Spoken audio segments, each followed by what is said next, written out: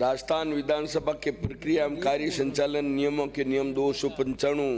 विशेष उल्लेख प्रस्ताव SC/ST वर्ग की कृषि भूमि के रूपांतरण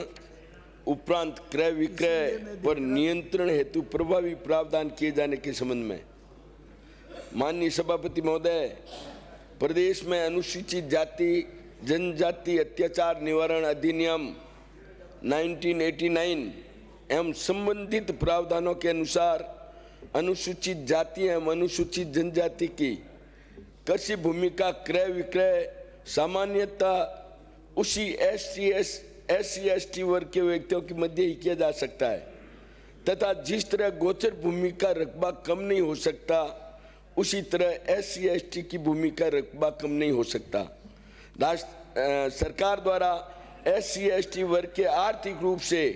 कमजोर लोगों की भूमि सुरक्षित रखने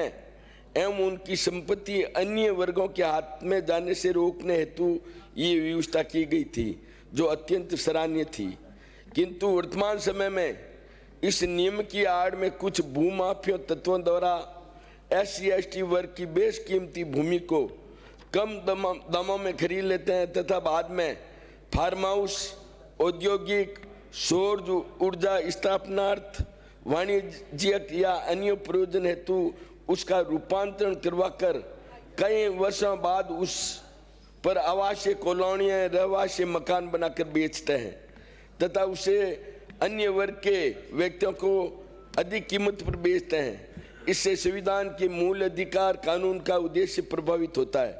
तथा सरकार को भी उचित राजस्व की प्राप्ति नहीं हो पाती है। अतः इस विषय में ऐसा प्रभावी प्रावधान किया जाए कि यदि SC/ST की भूमि का रूपांतरण कर उसका क्रय विक्रय किया जाता है तो उसके पश्चात भी उसका क्रय विक्रय केवल SC/ST वर्ग के मध्य ही सीमित रहे अथवा वैकल्पिक रूप से रूपांतरण या हस्तांतरण पर इतना